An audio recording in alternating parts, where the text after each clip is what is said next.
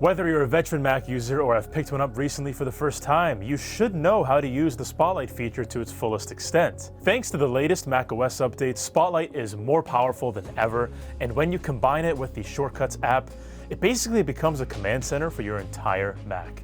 In this video, I'll show you how Spotlight on Mac works, a few useful features you might not know about, and most importantly, how to use Spotlight with Shortcuts to take the Mac user experience to the next level.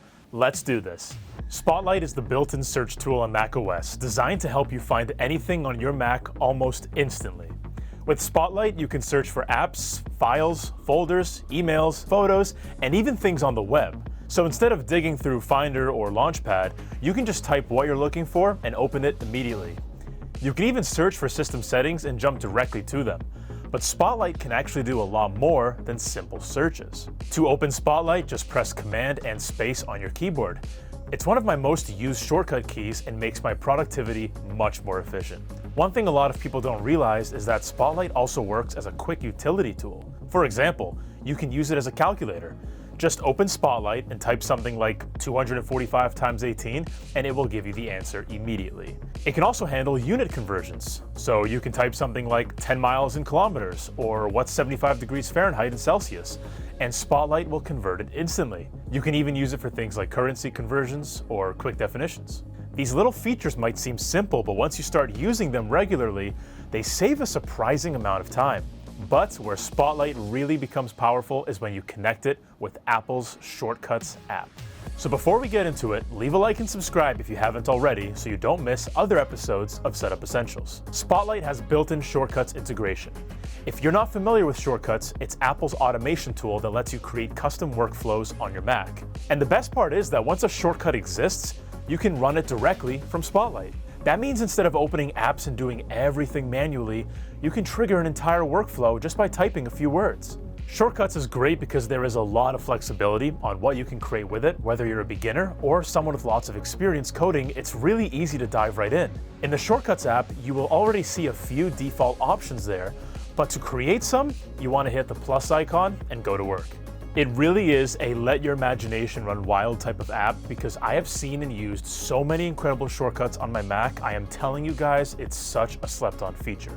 And I'm going to share with you guys a couple shortcuts that I think 99% of you will find to be incredibly helpful. This shortcut is designed to take and summarize any PDF documents for you. First, open the Shortcuts app. You can find it by clicking on Apps on the bottom left or just by using Spotlight to search for it.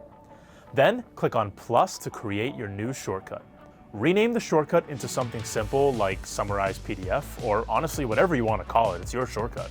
This is important because Spotlight will use the name when you search for it later. Next, click on the information icon and check off Use as Quick Action, Finder, and Services menu. From the list of prompts, choose Get Text from PDF, then choose Use Model. You can select whichever AI model you'd like to use from the options.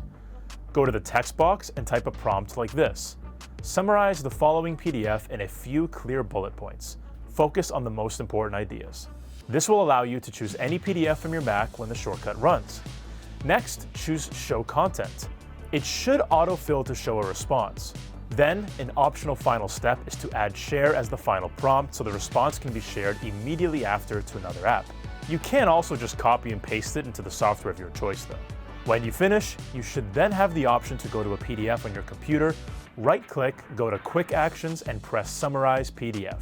Really helpful trick that honestly I wish I had while I was in college.